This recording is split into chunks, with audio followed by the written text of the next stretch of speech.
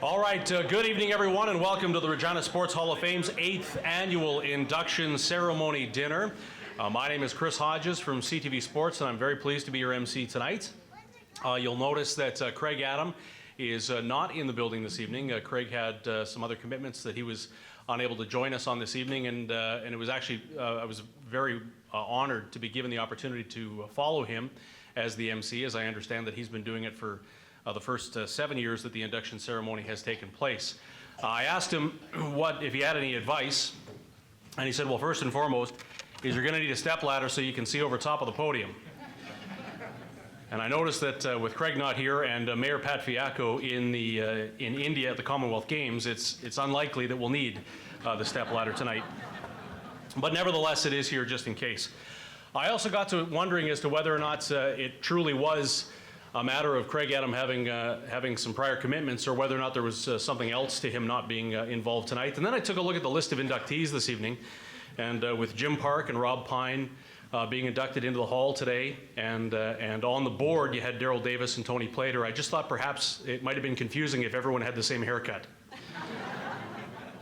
And God forbid all 5 of them should be on the stage at the same time, because the glare would be absolutely killer.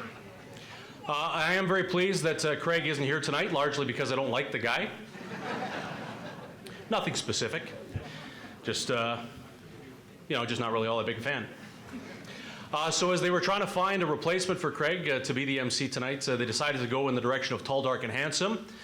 Unfortunately, Derek Myers from Global was unable to join you this evening, and so you've got me. We'll get to the introductions of our distinguished guests here in just a moment. Actually, we'll start with from the city of Regina. We'll just get you to stand and a quick wave.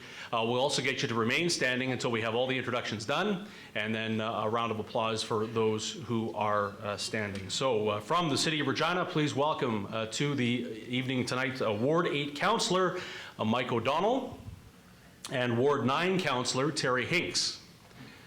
Stand and wave. Programs tonight, all of the plaques of the past inductees are at the back of the room.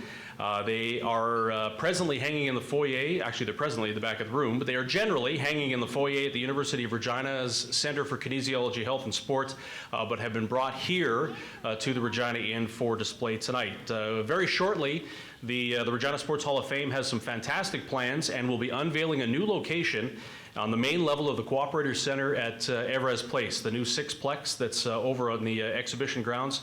All of the past inductees will be proudly displayed. We'll have Tom Shepard up here in just a moment to speak a little bit more about that initiative. For now, we'll turn things over to some introductions, some greetings and remarks, and I invite Councillor Mike O'Donnell to give his greetings on behalf of the City of Regina.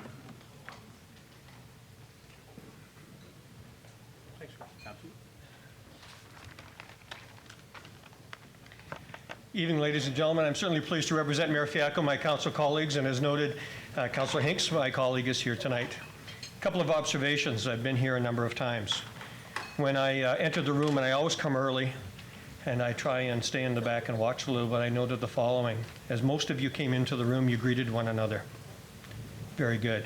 I saw smiles, I saw handshakes, I saw eye contact, and I saw words being expressed that brought smiles. So there is a feeling in the room that is very nice. That's one. Two, I also noticed that the room is now getting more full each and every year. It tells me a couple of things. The event must be important, but also that the people are being recognized tonight are important to all of you and important to our community. Good on you to be here. It's been said that when we honor and respect the past, that we provide hope for the future. A quick look at the future may provide some reassurance and hope to all of you. It's been mentioned already, and I'm glad to hear that more will be mentioned about the Cooperator Center. I told Reed Peterson that I stopped by tonight. I just wanted to get a feel again to what that is. What I can tell you that I saw tonight was little kids playing ringette and some guys actually older than me still on the ice playing hockey. The rinks were full, and they're all full tonight.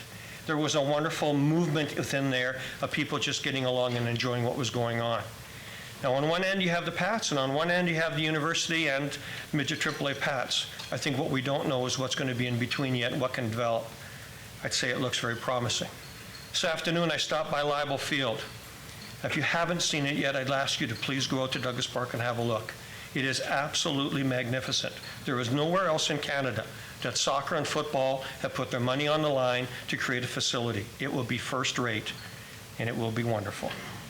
Optimus Park next summer will host the Canadian Baseball Midget Championships. I'm told upwards of 15 Major League Scouts will come and watch our kids. Douglas Park also will see lights for ladies softball. And as you know, come the spring of 2011, the World Men's Curling Championships come to our city. Sport is doing well in our community. To our inductees, I offer my congratulations to each of you. Early on, each of you made a commitment, made a decision that I believe is rather significant. You chose excellence over all the other choices you had. And I believe each of you, organizations and individuals, have the following in common. You are committed. You understand the value of hard work. You grasp the notion of team, therefore cooperation, and each must respect the sport of choice. Because whether you have left Regina and returned, or whether you stayed and committed for a long time, you have dedicated to our community and to your activity for their benefit and for them to prosper. And there are many wanting to follow in your footsteps. Rob Pine made an interesting comment in the paper today I like very much. He said all of you that have already been inducted in the fall were his heroes. Well, folks, all of you that are coming in are our heroes as well. Enjoy your night. My congratulations.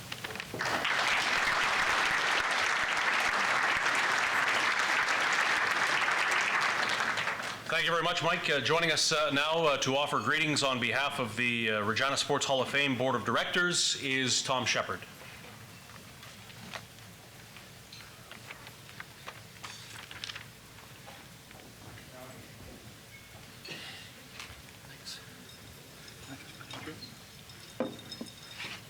Thank you very much, and thank you, Councillor, for your kind words, and most appropriate.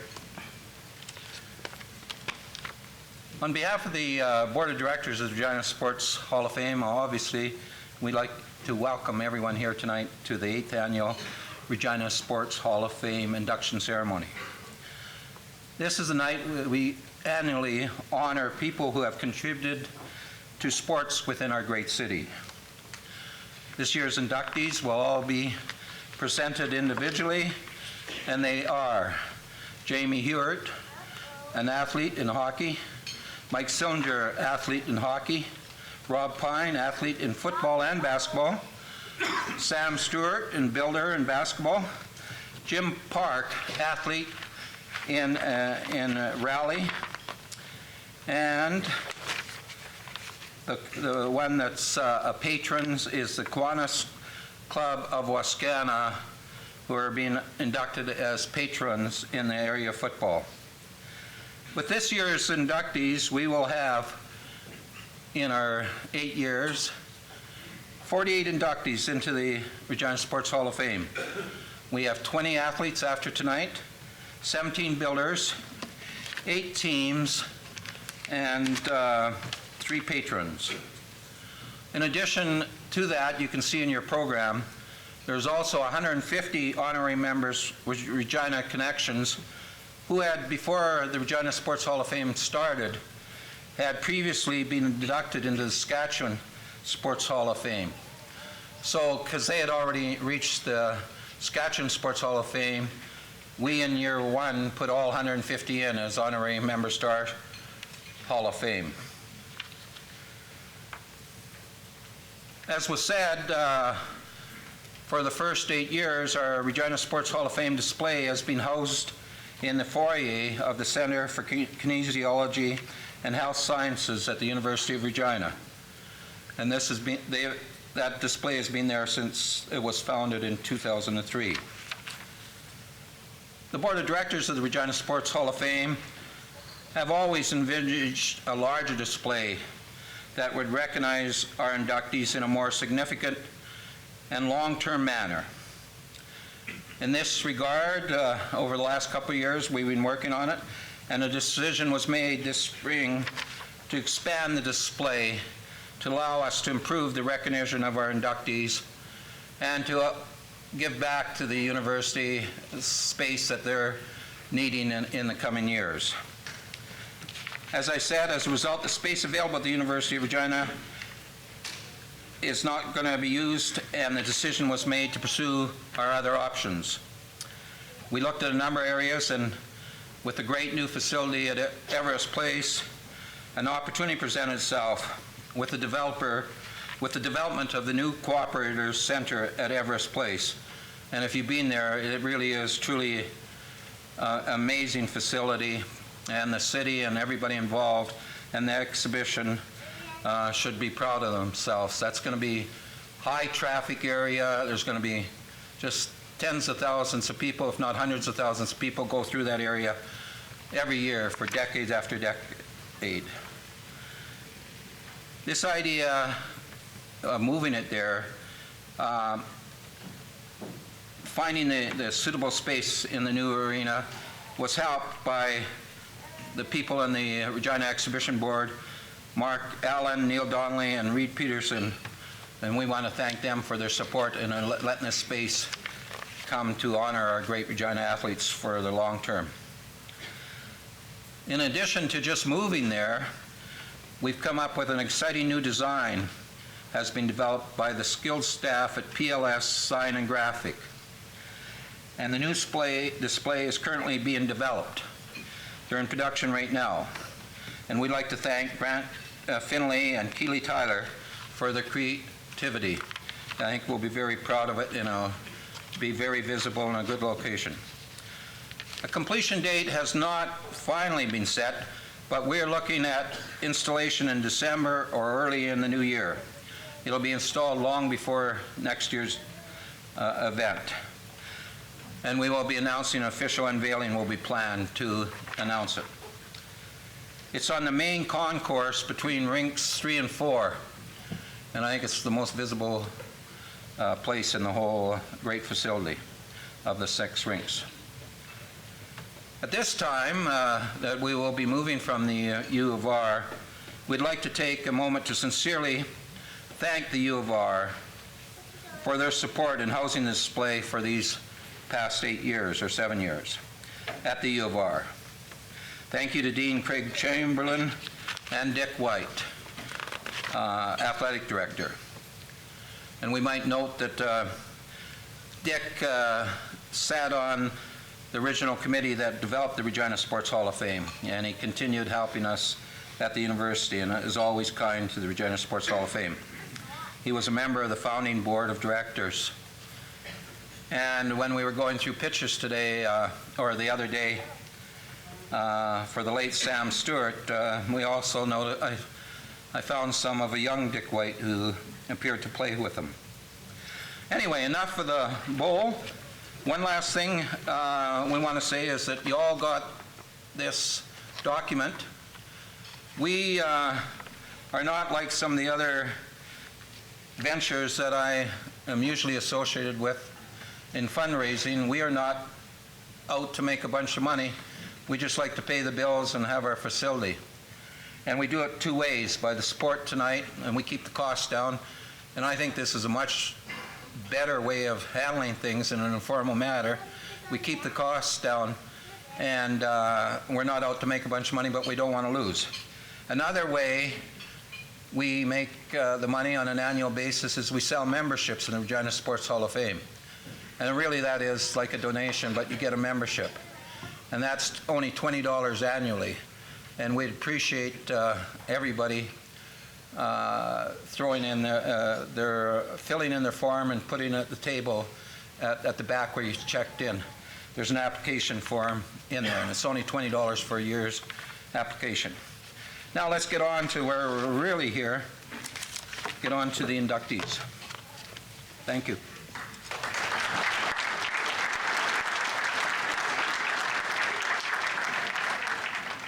Thank you very much, Tom. I had mentioned off the top of the program that our evening was going to be somewhere between 75 and 90 minutes tonight. We thank Mr. Shepard for keeping us closer to the 75, and we are all eternally grateful that the Rider Lottery sold out as early as it did and didn't provide Mr. Shepard with a forum to try and suck you into a few more tickets.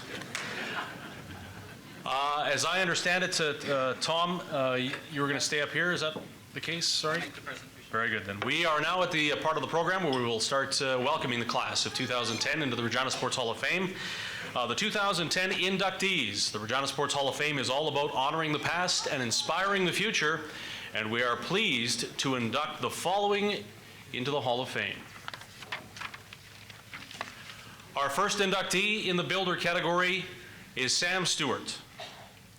Sam coached the University of Regina Cougars men's basketball team from 1944 to 1961, helping to develop the program and giving the team the nickname of Cougars.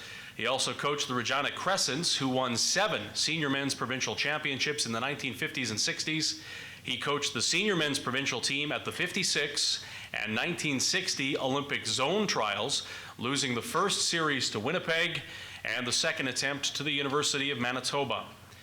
Sam served as the basketball official until 1967, helping get the provincial referees accredited by the International Association of Basketball Officials as an organizer, as an evaluator, and as a head clinician of the Regina Association.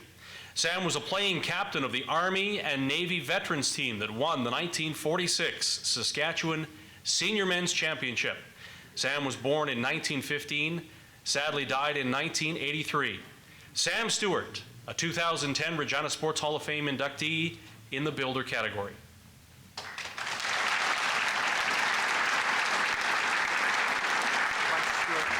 Yep. Bud Stewart, the son of Sam Stewart, will join us to accept the induction into the Hall of Fame.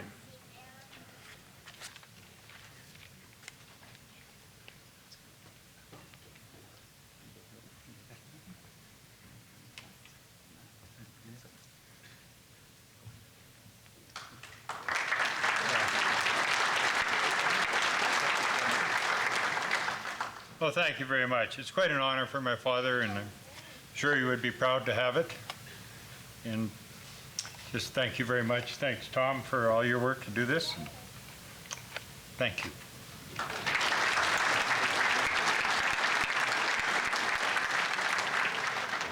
You won't believe it, but Bud stayed up all last night writing out that speech.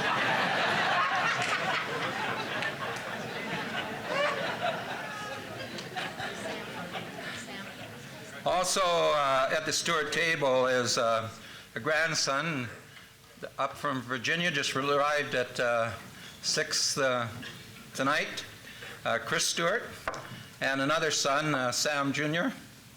And most important person is Mrs. Laverne Stewart, who's 96 years old, and she's out tonight and to see Sam inducted in the Hall of Fame.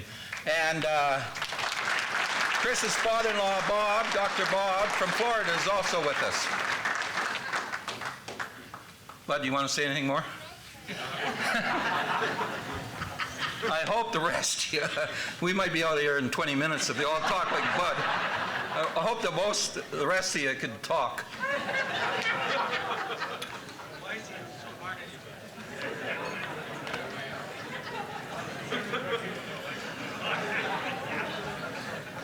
Our next inductee into the 2010 Regina Sports Hall of Fame is Rob Pine, athlete in football and in basketball.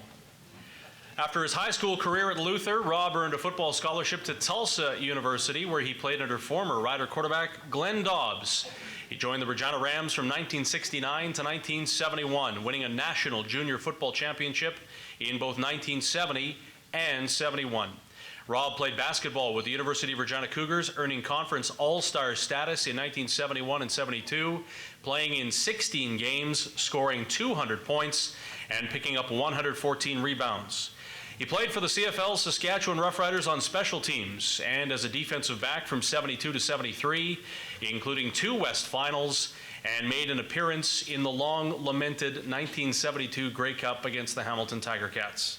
After stints in Winnipeg, Calgary, and Edmonton, Rob completed his CFL career in 1975.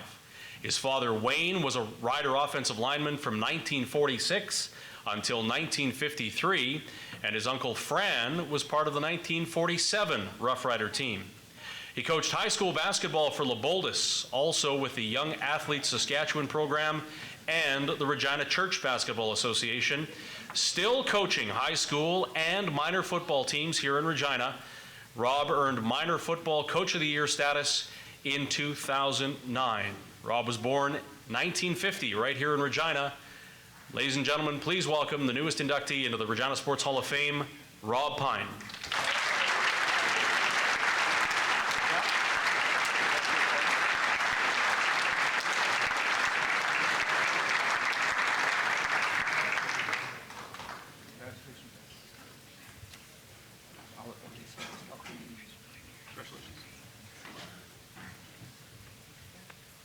I was told by one person that I should talk for 2 minutes. I was told by someone else I could talk as long as I wanted. I'll be more than 2 minutes, I guarantee you, but I'll be less than an hour. Some notes that I have to refer to here. I just want to thank the Regina Minor Football Association for nominating me, and I then in turn want to thank the selection committee from the Hall of Fame for accepting my nomination. It's a great privilege and a great honor to be included in the list of the inductees. I took a look at the list of the inductees. I went onto the website and looked at the inductees, the honorary inductees, and I was just overwhelmed to be included in that list of people. And some of those people were my heroes, some were my teammates, some were friends, some cases they fit into multiple categories. Some were my coaches, some were my competitors that I competed against, others were officials that officiated games that I played in. It was an amazing thing. I sort of started thinking about things and looking at those names and brought back lots of memories. I remember my first CFL offensive play. I was a defensive player, but in the old days, and I'm old enough to say old days now, that we only had 32-man rosters, and we were playing in BC, and just before the game, Gord Barwell got violently ill, and I was told that I was going to play wide receiver. And my first football play was not actually given to me by Ron Lancaster, it was given to me by Al Ford. I went into the huddle for my first play ever in a game, and I'd only been practicing as a receiver for a couple of weeks, and barely knew the plays, didn't know most of them, and barely knew some of them. And we went into the huddle, and Lancaster gave us a formation and a snap count. He went flank right east, I think it was, on 2. And everyone broke the huddle, and I was left there standing saying, that's a formation, that's a snap count, where's the play? Where's the play? Then I realized everyone was going to the line of scrimmage. I hustled out there, and Lancaster came up to the line of scrimmage and looked over the defense, called the play at the line. I couldn't hear it, so Al Ford had to holler the play out to me. And that's where I got my first offensive play from, was from Al Ford, who's one of the inductees here. He was also an official. He reffed basketball. He reffed a number of my games during the year. I guess one of the best things about being inducted into the Hall of Fame is that my good friend Brian Sipe was inducted several years ago. We're very good friends. We see each other almost daily. And the best thing about this is that now I'm on equal footing with him. He's no longer going to insist that I refer to him as sir, and I don't think I'm going to have to open doors for him all the time now. But I want to congratulate all the other inductees, a great group of people. There's Jamie Heward and Mike Sillinger. I watched them play junior hockey. I watched them play professional hockey. I'm really glad they were inducted because they both played for more professional teams than I did. And it's a rare opportunity. You actually get to sit beside people that you've had in your hockey pool. The Kiwanis Club, that's a long overdue recognition. I played high school football when the Kiwanis Club was running high school football. And I really never realized they did more than just take tickets until I started attending some of the high school football meetings as a coach. That's a great group of people, and they do wonderful things for the high school football. Jim Park, I've known. Congratulations, Jim. I've known him for a number of years. I never knew he was a rally driver. In fact, I never knew he had a driver's license. And Sam Stewart, I saw Sam out at the university. He was still reffing when I was playing basketball, and I knew he was special just in the way that people approached him, the way people spoke to him, the way that he was addressed. And I see there's a number of other basketball officials out here tonight. Sam is perhaps the only basketball official that I can think of who hadn't given me a technical foul.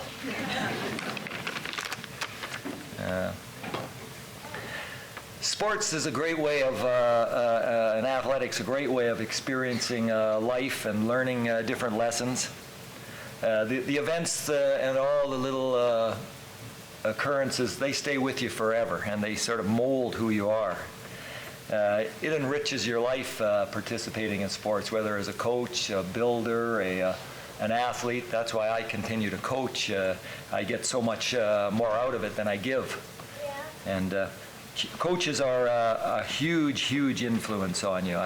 Some of the previous inductees have been Dick Stark and Gord Curry and Doug Killow, Bill Cronin. They've all been coaches of mine.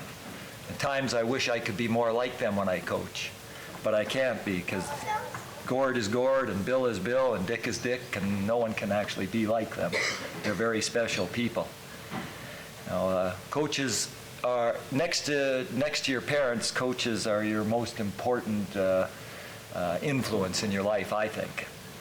You know, I'm going to just finish here by just telling you a quick story about my father. My father was my biggest hero, and he should be in the Hall of Fame way before I should be. He played 10 or 11 years with the Riders. He was on the first coaching staff of the Rams and coached for 10 years.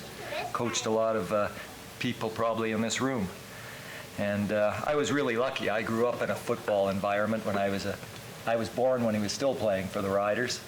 And I grew up while he was coaching the Rams. I got to go to the Ram clubhouse, saw my first whirlpool ever, was fascinated by the fact that they cut oranges into pieces and gave them to the team at halftime. But my father was very well versed in football. He knew football inside out. But he only ever made one comment about my entire career. And he saw every game that I played except for out of town, and he even saw a few of those. And he would come to all my basketball games. He didn't understand a thing. He'd read a magazine most of the time. But it was important that he was there. And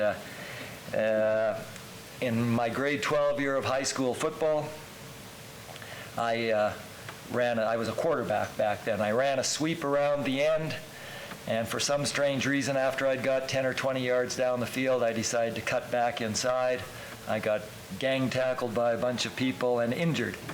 I went off to the hospital. They hauled me off the field. I went off to the hospital. I came home later that night on crutches. And up to that point, and from this point, my father had never made one single comment about any of my football games. And his only comment ever was when I walked in the house, he said, "Well," I said, "I broke my leg." He said, "You're an idiot. You should have gone outside." Thank you very much.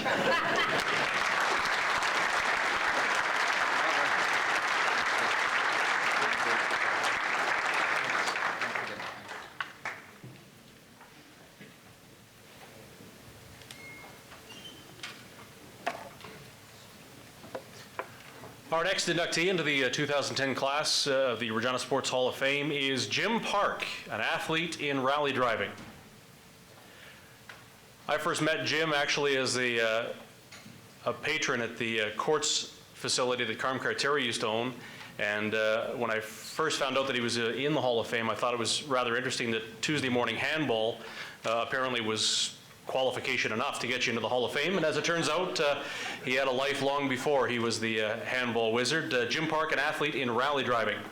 Jim was the Saskatchewan Rally Championship winner in 1973, 1976, 1981, 1982, 1983, and 1988. The series traditionally included 6 to 12 rallies in the time, speed, distance, navigational style, with as many as 30 cars entered in each event. Jim was the Prairie Region Performance Rally Champion in the Production Class Series in 1981. That usually included 6 to 8 rallies throughout Manitoba and Alberta, featuring upwards of 40 cars in each event in the performance or stage style of rally driving.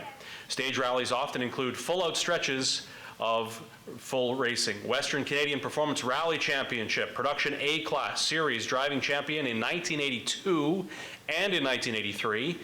12 performance or stage-style rallies held in Manitoba, Alberta, and BC, featuring as many as 30 cars in each event. Jim was also the Prairie Regional Navigational Rally Championship Series Driver Champion in 1989. The time, speed, and distance navigational style rallies, as many as 12 of them held annually in Saskatchewan and in Alberta, with as many as 30 cars in each event. Jim has also organized rally events locally. He is a tireless volunteer in promoting safe driver skills with national events such as the Labatt's Roads Scholarship Program, and is a long-time member of the Ambassadors Club. Jim was born in 1952 in Yorkton. Please welcome to the stage the newest member of the Regina Sports Hall of Fame in the rally, as an athlete in rally driving, Jim Park.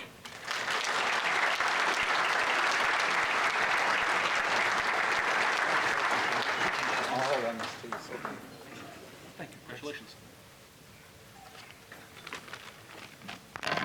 I have some notes, and to begin with regards to Chris's opening, on behalf of Craig Adam, Daryl Davis, Rob Pine, and myself, Chris, we're all born with the same amount of hormones. If you want to waste yours growing hair, that's your business.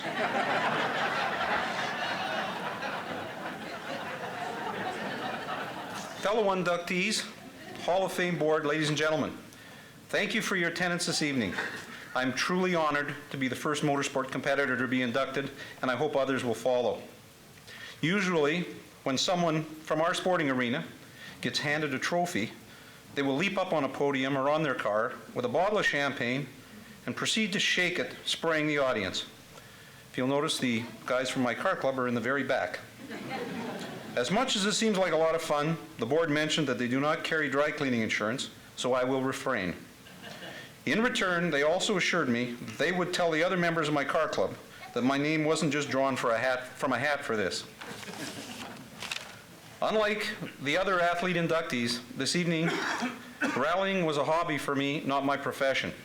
The madness started when my childhood friend Jack Swayze and I entered our first local novice rally when we were 17 in 1970. Little did either of us realize that 8 years later, we would be hurtling downhill on gravel mountain roads at 175 kilometers an hour at night, competing in national championship events. At times like those, it was very easy to remain focused on what you were doing. And your co-driver tended to be very, very quiet. How did I get there? The progression through the 70s was gradual, from local time, speed, distance rallies to provincial and regional events, to national performance rallying with some slaloms, autocrosses, hill climbs, and some ice racing along the way. It was just a lot of fun with a lot of nice people, some of whom are here tonight. 1981 to 83 was a very busy time, and we enjoyed tremendous success. But work and family commitments suggested the fun was over and it was time to get on with real life and minor hockey. I took a few years away, and in 1988 and 89 ran some time speed distance events with the same old results. I was still having a lot of fun, but it really was time to get on to other things. I attribute my success to strong family support, fastidious car preparation, and as hard as it is for some of you to believe, physical fitness. And most importantly, recruiting top quality co-drivers and navigators. Congratulations to my fellow inductees. It is a privilege to share this evening with you. I will conclude with the most important part of my remarks, the thank yous. I'd like to thank my many sponsors, including my employer, Security Key and Lock Service. They softened the financial burden significantly. The Regina Sports Car Club for nominating me, and Gary Michael for doing the paperwork. My numerous co-drivers and navigators, particularly the late Al Watson, the late Bert Pullis, John Gardner, Peter Fullman, and Thunder Jack Swayze.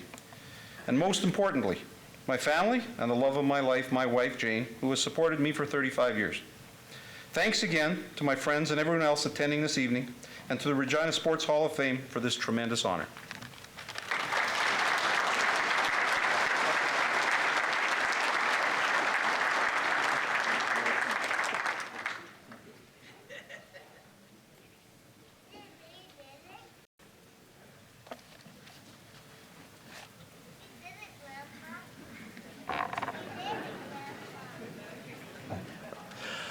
Our next inductee into the 2010 class of the Regina Sports Hall of Fame is in the patron category, and it is the Kiwanis Club of Wascana.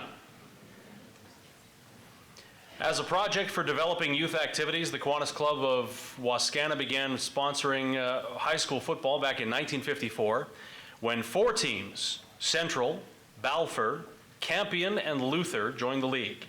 The league has now evolved to allow different-sized schools the opportunity to compete against each other and now accepts teams from outside the city of Regina.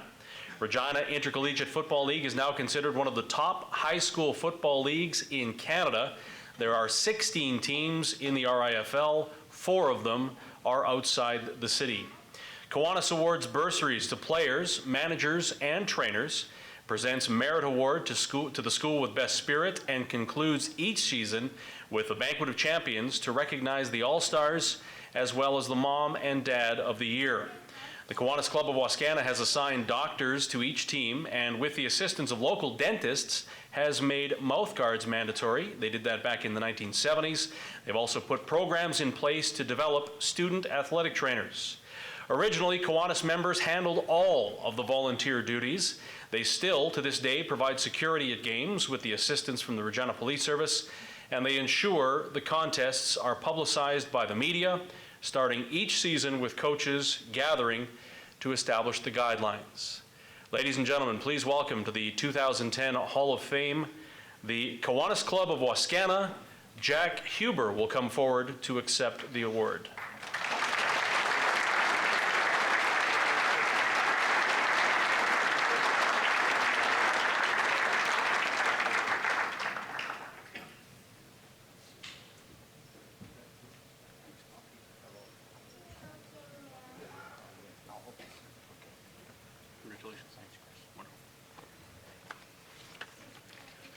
Thank you, Chris, for those remarks, and thanks, Tom. I, too, would like to start by congratulating the other inductees tonight, and it's a fine group, I assure you. It's a particularly special privilege for me to accept this honor on behalf of the many members of the Wascana Kiwanis Club who have worked at high school football for the past 56 years. And I thank the club for asking me to do this.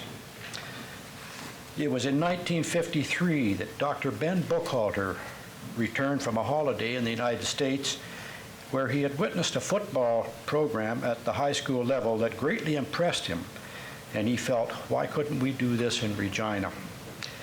The next year, our president at that time, George Bothwell, appointed a committee of Ben, Dr. Rafe Chadwick, Cliff Lamb, and Scotty Livingston to investigate the possibility of this project. The Regina High School Athletic Association was approached and a partnership formed that has endured to this day. In the early 50s, as Chris mentioned, there were 4 teams in the league, Balfour, Campion, Central, and Luther, and the games were played on the high school grounds. Conditions were less than ideal on those playing fields, as there was often more gravel and cinders than there was grass. And broken field running took on a new meaning unless the players were able to dodge the gopher holes. So, arrangements were made at that time with the city to play at Mount Pleasant, which was a vast improvement. And then in 1979, the league moved to Taylor Field. I can still remember the young players in awe as they realized they were playing where the pros played. Of course, many of the players who went through this program have gone on to play in the pro ranks, even in the NFL, as well as the CFL, including one of the current members of our club, Steve Mazurik, and as mentioned earlier, one of the inductees, Rob Pine. Numerous other of the thousands that have gone through the program continued their football career at the university and junior level. The league grew from the original 4 teams to 16 teams today that play in 2 conferences, the Schwann and the Stewart, named after Dr. Paul Schwann and Jack Stewart. This includes the 4 out-of-town teams, Balgony, Notre Dame, Weyburn, and Yorkton. It is reputed to be one of the finest high school football programs in Canada, and our club is extremely proud to be involved. This success, of course, has been a team effort. Our partnership with the Regina High School Athletic Association has been excellent, and they have been blessed with a series of fine commissioners like Lauren Aston, Doug Folk, Mike O'Donnell, Ron Pettigrew, Howard Schweitzer, Greg Johnson, and currently Chuck Toth. Incidentally, I would like to express a real special thanks to Mike O'Donnell for submitting our nomination to the Hall of Fame. Thanks, Mike. The profile of the league has been greatly enhanced by the professional coverage of the local media. Radio, TV, and especially the Leader Post and our good friend Rob Vanstone deserve a lot of credit. Of course, the untold hours of volunteer service by the coaches, which often remains unheard of, is tremendous. They deserve a great deal of appreciation. At the risk of mentioning some names of our members, as I will probably miss some, I would like to point out a few of our club members who have given that extra service.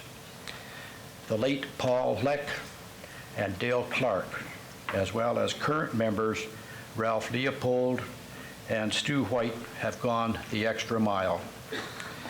I should mention, as Chris did earlier, some of the spin-offs of this project. Each year we select an individual that has made a significant contribution to the youth of the city, and we present them with the Mom or the Dad of the Year award. We also award merit trophies to the schools exhibiting fan support, and we were particularly proud of our high school football scholarship program. Each year, we provide 4 scholarships to participants in the league, whether they be players, cheerleaders, managers, trainers, whatever. They are all eligible. And this is for entrance into post-secondary education. The funding for these scholarships comes from the proceeds of gate receipts at the games, and the amount is $750 each. In closing, I would like to mention one more point, a commercial, if you will. Many of our members, like myself, are getting somewhat long in the tooth, and we would hope that this program continues for many years to come. So if any of you out there are looking for a way to give back to your community and have some fun doing it, we are always looking for new members. And we do have a appreciable number of our members here this evening, and I would like them all to stand and be recognized for their contribution. Please stand, Kiwanians.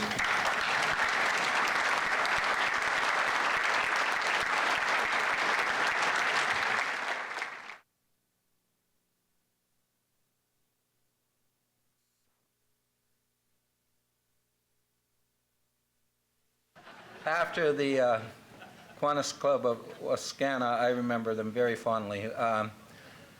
Balfour Tech, from the early 60s, for a number of years, were the people that were invited to the championship.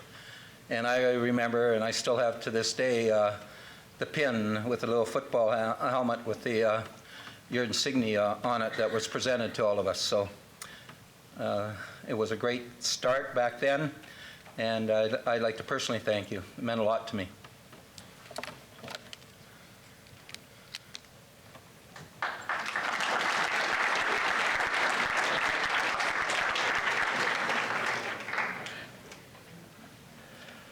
Our next inductee into the 2010 class of the Regina Sports Hall of Fame is in the athlete category, Jamie Heward, in the sport of hockey. Jamie played junior hockey from 1987 to 1991 with the Regina Pats, scoring 78 goals and 150 assists in 263 games, and was a Western Hockey League All-Star in 1991. He was part of the famous pup line in 1987-1988 with fellow 2010 inductee Mike Sillinger and 2009 inductee Frank Kovacs before discovering that he wasn't really all that good as a forward and was subsequently converted to defense. He was on the Canadian national team in 1994-1995 and played for Canada in the World Championships in 1995, 2003, and 2004. Jamie was a first-round draft choice of the National Hockey League's Pittsburgh Penguins, selected 16th overall in 1989. In a professional career that spanned 18 seasons, Jamie played 394 NHL games with stints in Toronto, Nashville, the New York Islanders, Columbus, Washington, Los Angeles, and Tampa Bay, tallying 79 goals and picking up 174 assists. Jamie was an all-star in the American Hockey League in 1995-1996 with the St. John's Maple Leafs, and in 1997-98 with the Philadelphia Phantoms. He was the American Hockey League's recipient of the Most Outstanding Defenseman Award. Jamie also spent some time overseas. He played 3 seasons in the Swiss Elite League and 1 in the Russian Super League. Jamie was born in 1971 and raised right here in Regina, where he played his minor hockey. Ladies and gentlemen, please welcome to the Hall of Fame, Jamie Heward, athlete in hockey.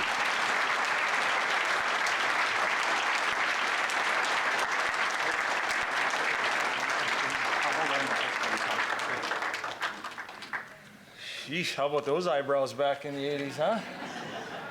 What are you laughing at, silly? Wait till you see the size of your nose on that screen.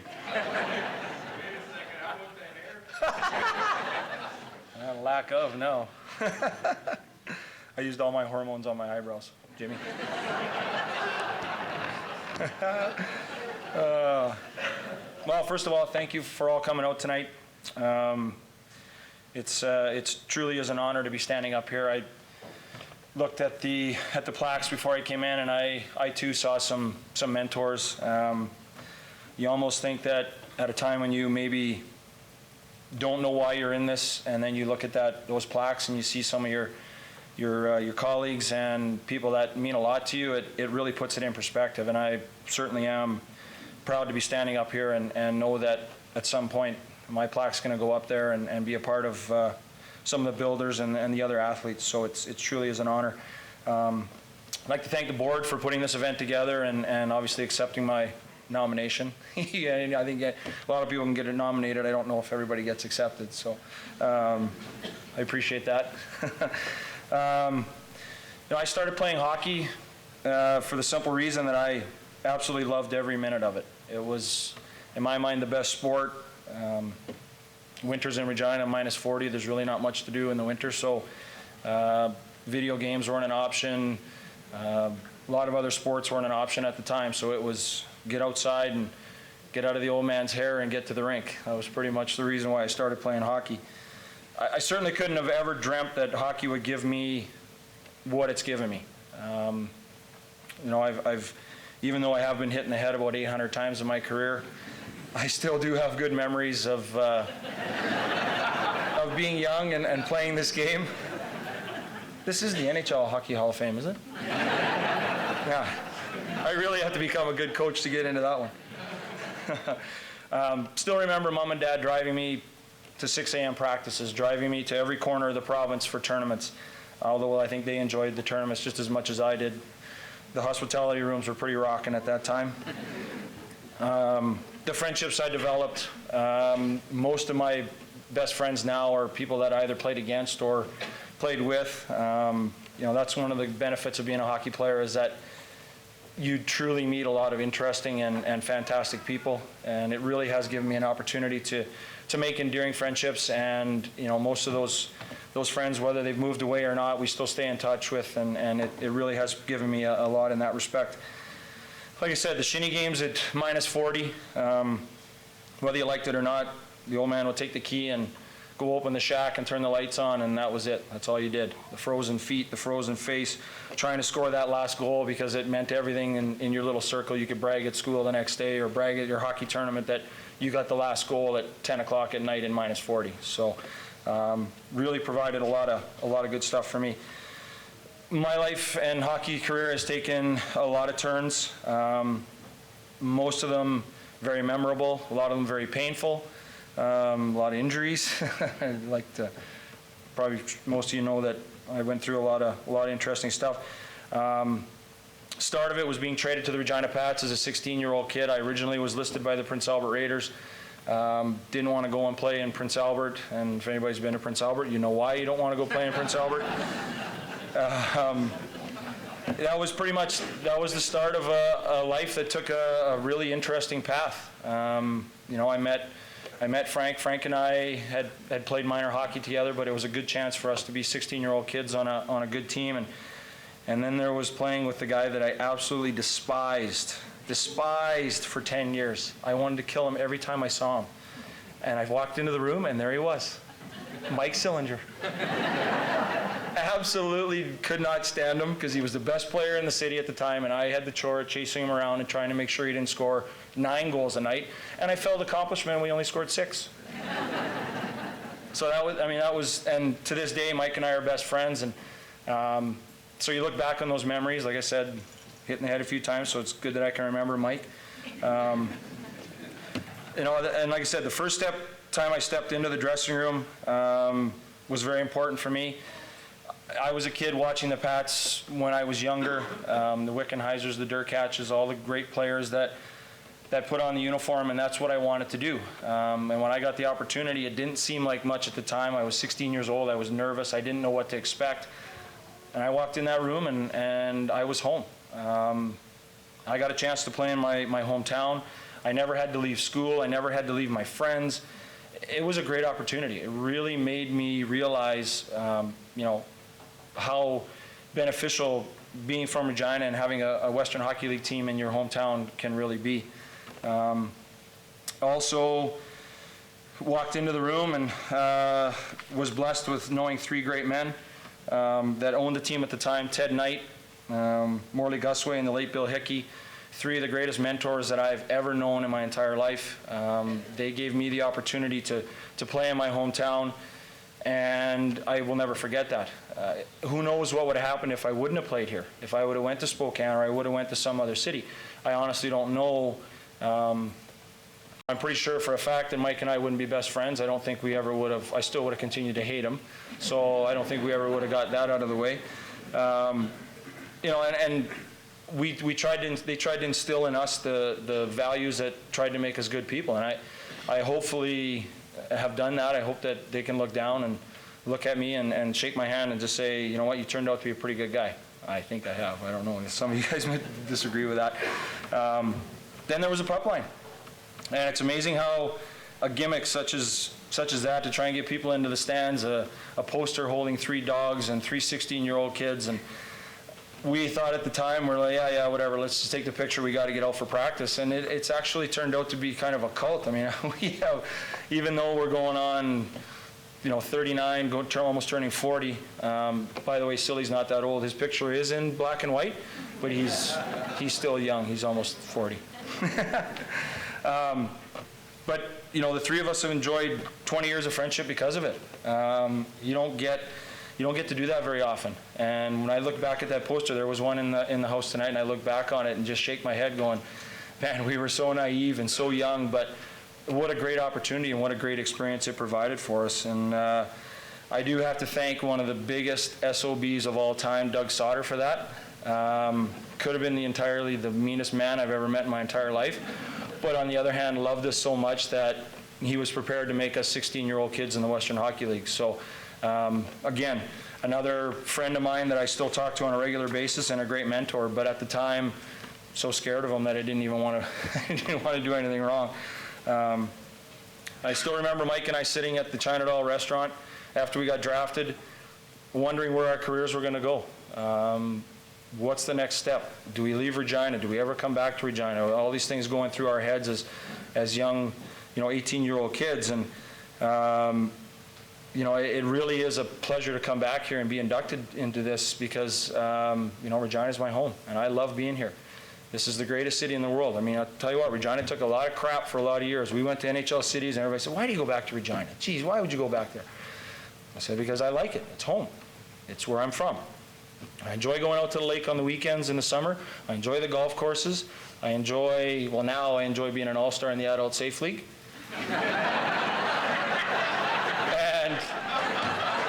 I can send you guys a schedule if you want. You come out and watch Mike and I. We dominate. People get mad at us, but that's the way it is. But I still enjoy coming back. Oh, and by the way, I'm in a Vic bowling league at the Vic Club. If any of you guys are wanting to come down and be Vic Club supporters. The media was a big part of our lives. As you know, media can make or break an athlete.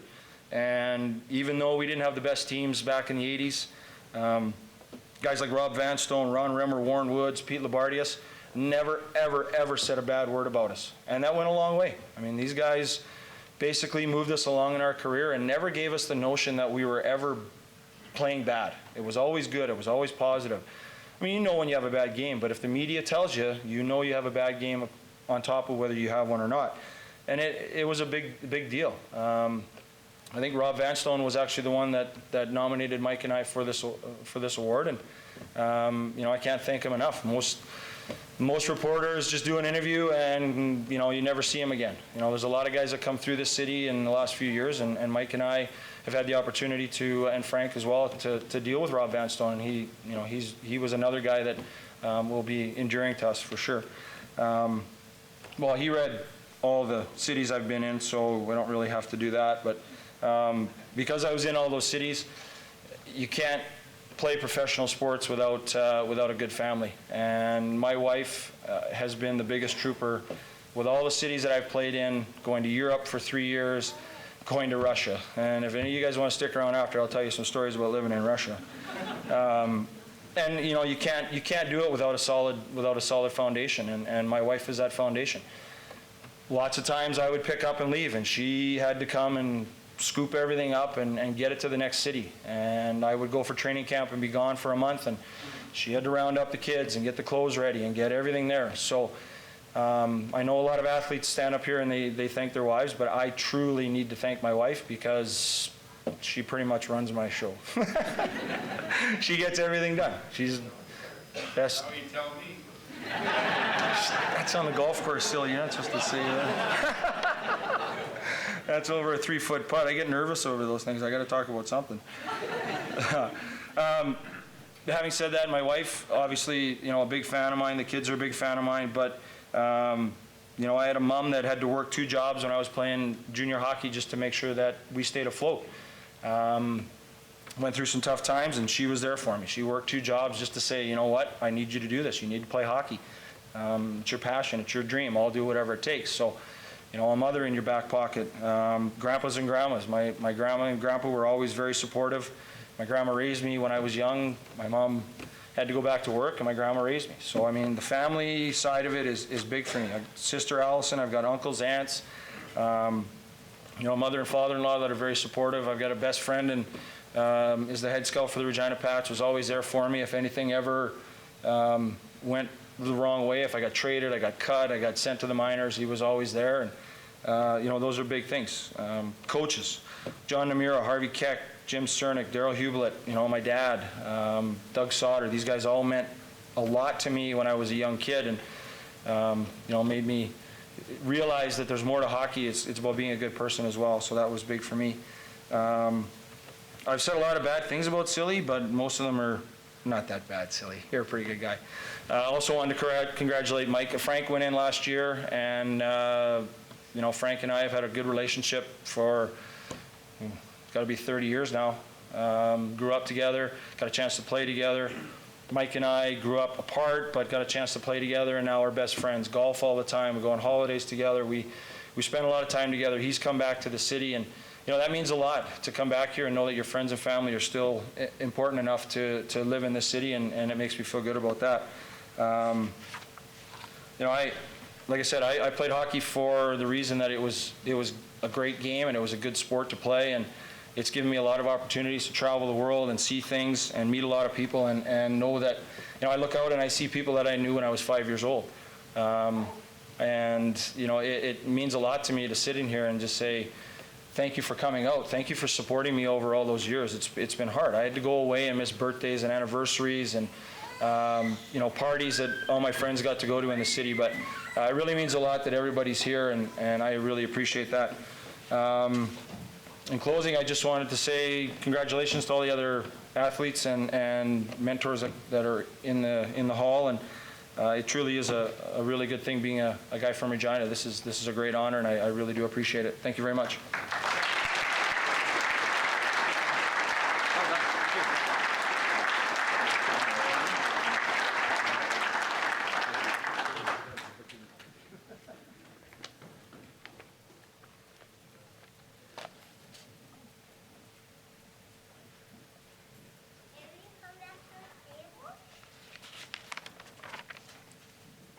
Our final inductee into the 2010 class of the Regina Sports Hall of Fame is in the athlete category, Mike Sillinger, hockey player. Mike played junior hockey from 1987 to 1991 with the Regina Pats, scoring 178 goals and 241 assists in 266 games, and was a Western Hockey League All-Star in both 1990 and 1991. Little did he know that he would never again spend 4 consecutive winters in the same city. Mike was part of the pup line in 1987-88, along with Jamie Heward and Frank Kovacs, playing center. He played for Canada at the 1991 World Junior Hockey Championships in Saskatoon, and in 2000 was a member of the Canadian team at the World Senior Men's Hockey Championships. In 1989, he was also a first-round draft choice, selected 11th overall by the Detroit Red Wings.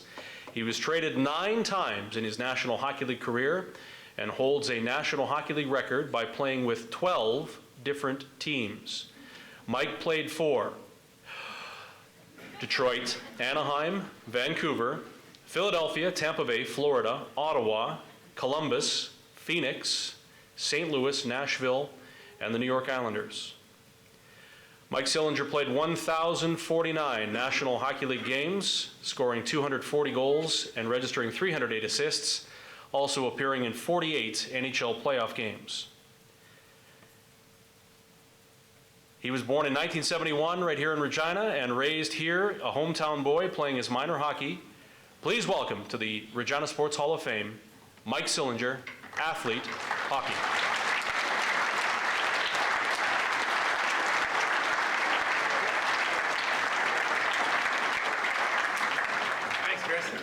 Thank you. Thanks, Tom. Thank you. Oh. Thank you. No. What do you mean? What do you think of Bud Stewart? Jeez. It's my favorite part. Can I see that? Your plaque. Huey, I do have more hair.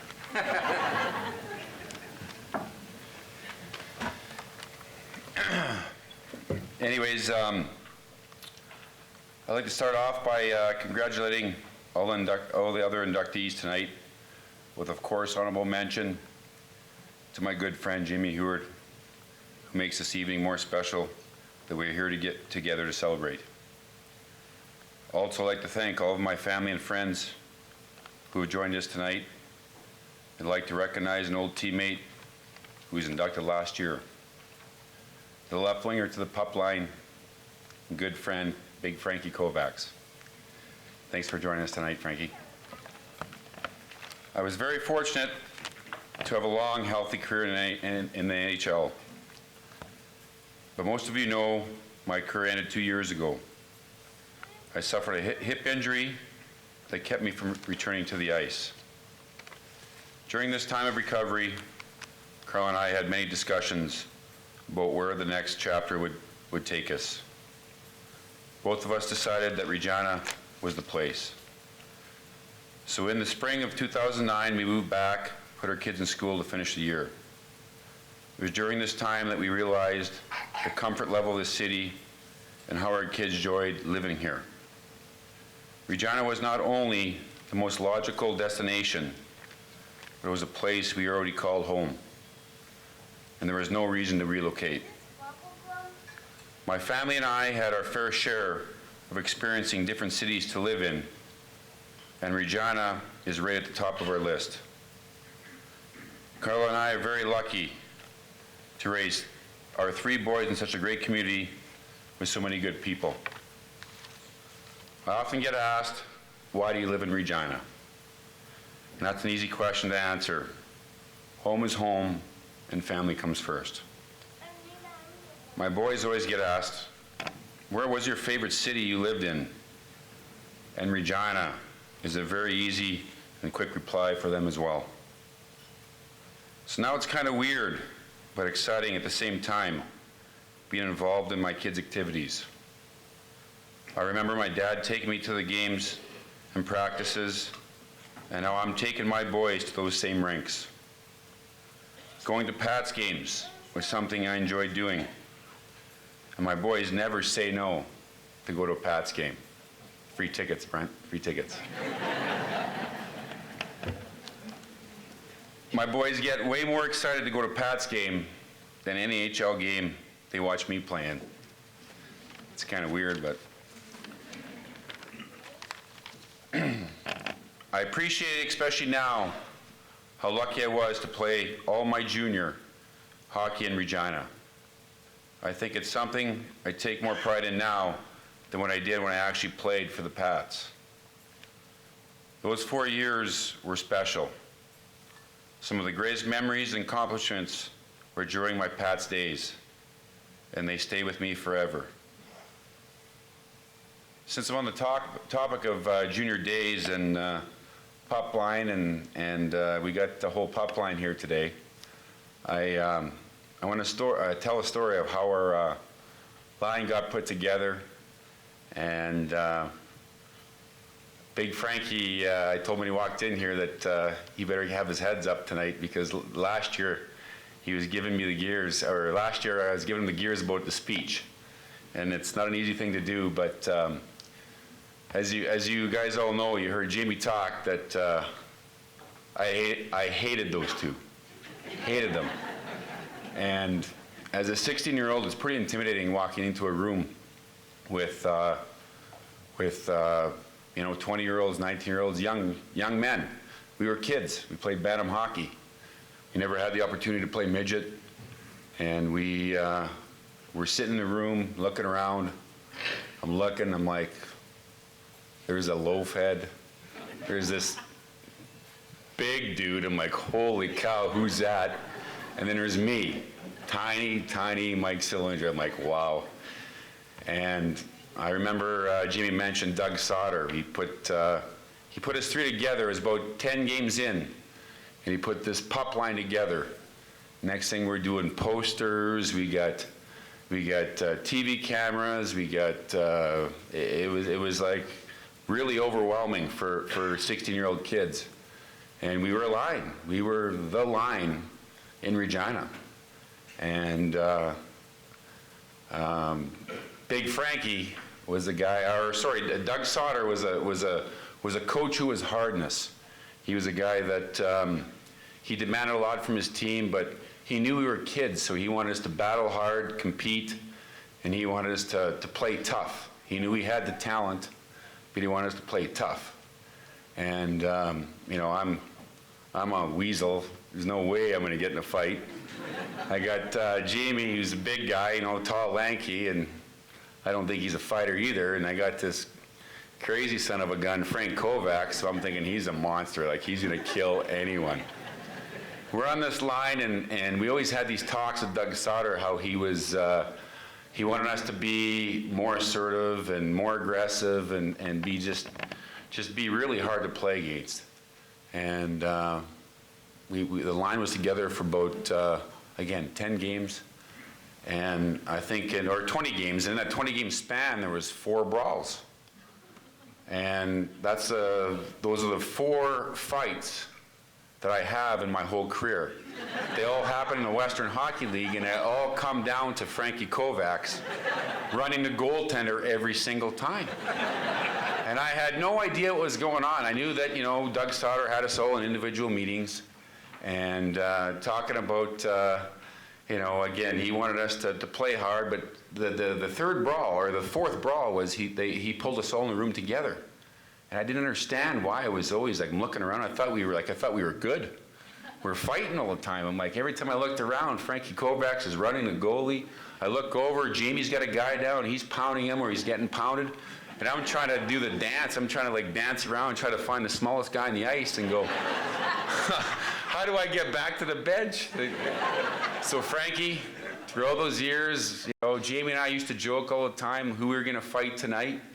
And, you know, I know we joke about it all the time, but thanks for my first 4 and only fights I've ever had. Great job, Frank. I'll wrap things up. I know we got Darren Eberle. Guys, Eberle fans? A little bit? Jordan Eberle? How about him making the Oilers Hockey Club? We got the Oilers playing tonight, and Darren's there in Edmonton watching his boy play. So we'll end this right now. I want to wrap things up by thanking all the board members involved with the Regina Hall of Fame. Thanks, Tom. It's an honor, it's my pleasure and a great honor to be here this evening, and it's something that I'll always be very proud of. Regina is where I was born and raised, and it's nice to be recognized in the company of the other inductees. Thank you very much.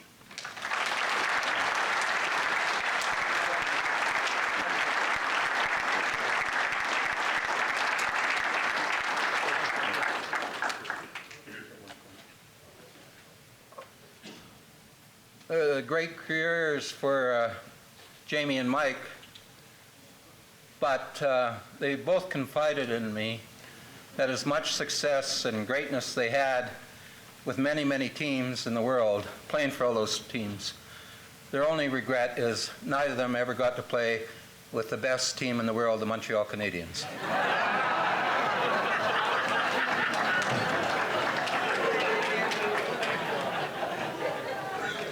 Who opened the 2010 season with a 3-2 loss to the Toronto Maple Leafs.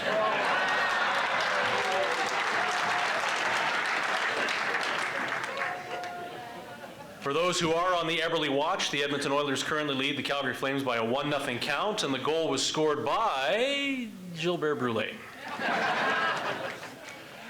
That is going to bring to a close our program here tonight. We have a couple of quick thank yous before we take off for the evening. Congratulations one last time to our 6 inductees. A well-deserved honor for each and every one of them.